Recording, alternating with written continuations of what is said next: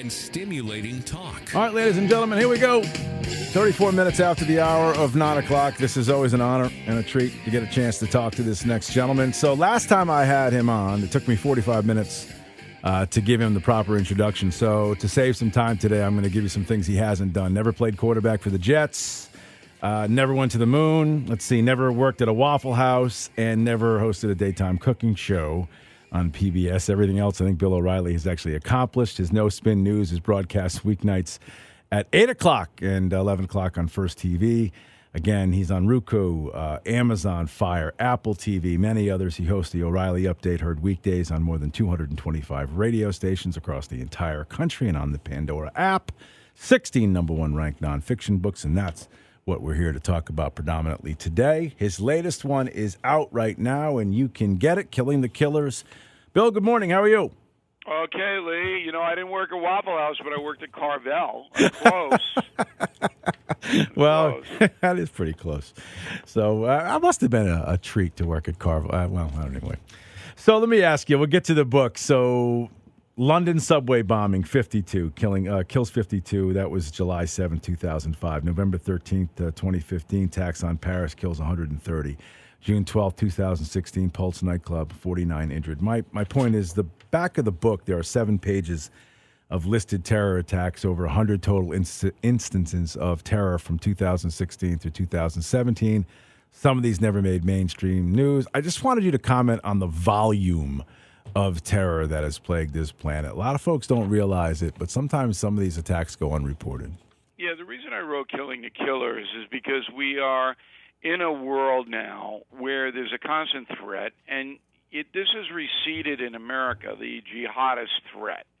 And if you listen to Joe Biden, he says, it's the white supremacists that are the problem. Yeah, those numbers are very small with the white supremacists. But with Al-Qaeda and ISIS, they're reconstituting Al-Qaeda in Afghanistan, ISIS in western Iraq. And there's only one reason. They want to kill infidels. And the United States, Americans at the top of that infidel list. So when we go through all of the horrid terror attacks and tell you how they came about, it's almost a reawakening, because many Americans have said, okay, well, we haven't really heard much in 20 years, and we had the Boston Marathon thing, but, they didn't get us. And that's true. And our weaponry and surveillance is unbelievable, and I describe that a lot in Killing the Killers. People don't know what kind of weapons we have now.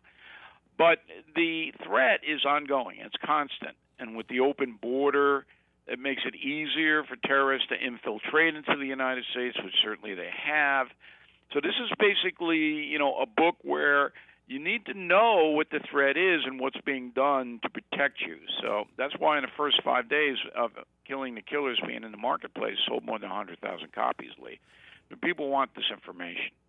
And a lot of this is classified stuff. So are you concerned that law enforcement may either ask you where you got it or ask you why you went with it? Because can you explain that to some of us? Yeah, I put the book together after talking with several national security advisors that worked for presidents from Bush the Younger all the way through to Trump. They were the ones that gave me the information that nobody's ever seen or heard before. And it is in the book. But I made a promise to all of them that I would not put anything in the book that put anybody in personal jeopardy or gave our enemies any advantage, and that's what I did. So there's nothing in there that anybody could say, O'Reilly violated this or that. It's information that is classified, no doubt about it, but it is not information that's giving away our secrets. It's basically information that's telling you, okay, we opened the book, Killing the Killers, with the bin Laden raid in Abbottabad, Pakistan. Here's what happened exactly. It's not what you saw in the movie. It's not what the news media reported. Here it is. And then we end with the terrible 18 U.S. service people killed in Afghanistan because of that debacle there by President Biden. We got all the inside information on that at the Kabul airport. So if you're an American who really wants to know, and this isn't speculation, this happened, Killing the Killers is a book for you.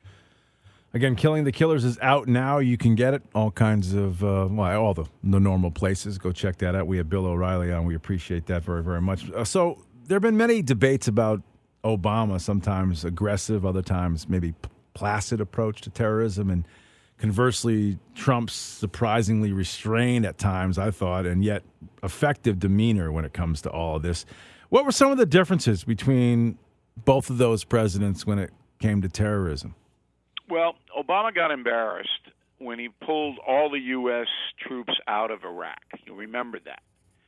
And they made a big deal out of it. The left made a big deal out of it. We're getting out of Iraq, and it was terrible to go there in the first place, and blah, blah, blah, blah, blah, blah, blah. Well, as soon as the U.S. troops left Iraq, ISIS took over. And then the world saw the pictures of these ISIS animals beheading people on camera. They were zipped into Mosul with their black flags, and they terrorized hundreds of thousands of people. That embarrassed Barack Obama. When you embarrass a guy like that, he comes at you.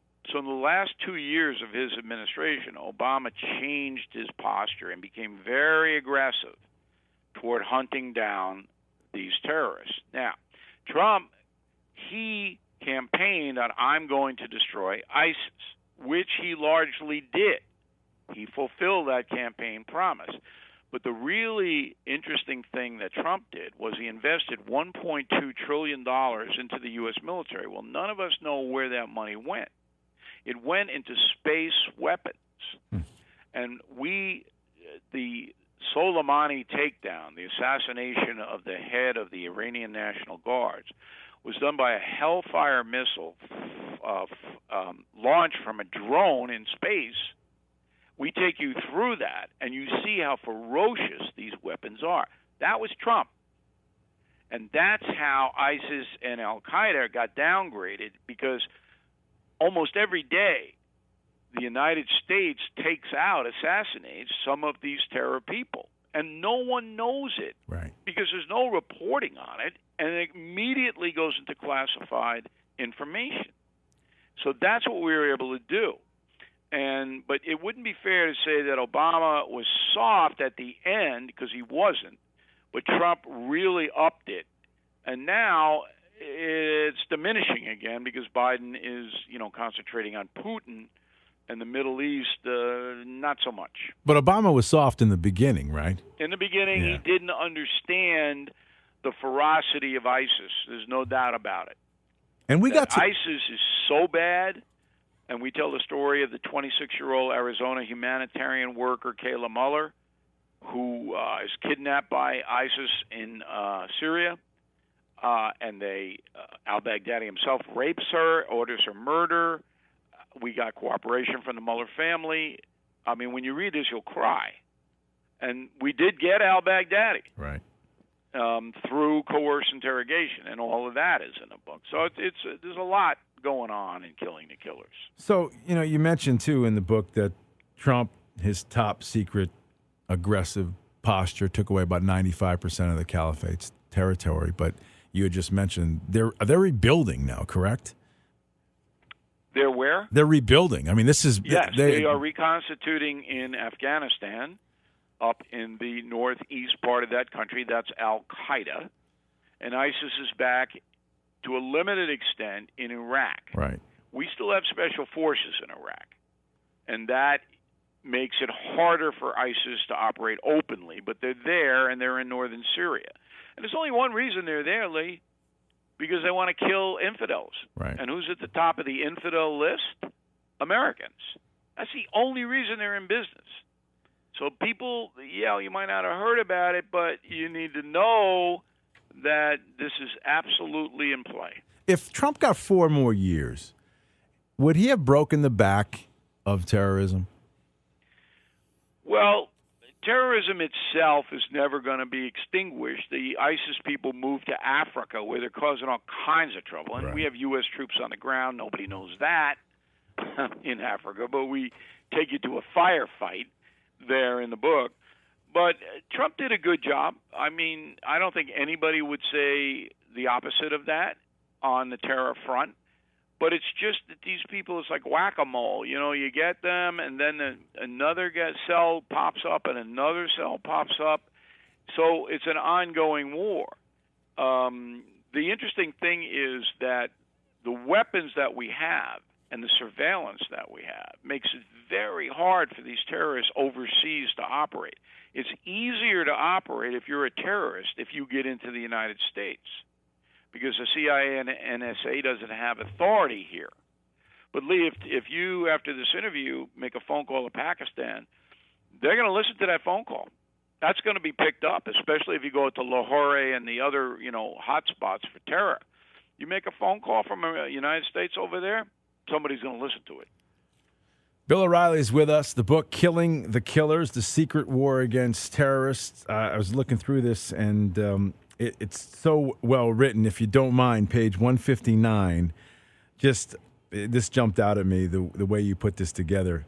This was al-Baghdadi's residence. The women are captured first. 4 were sleeping but were awakened by explosions. Quickly they rose and dressed themselves in long black robes and head coverings. Soldiers burst into the room and in Arabic ordered the women to put their hands in the air. This is to make it impossible for them to ignite suicide vests. The women refuse, and they're all wearing suicide vests. Among these women are 2 of al-Baghdadi's wives. A standoff ensues. Delta forces prefer to arrest the women, not to kill them. Mission details remain classified, and what happens next is still not been revealed, but the authors of this book can confirm at least one of the women reached down to trigger the explosive strapped to her body. There is no hesitation.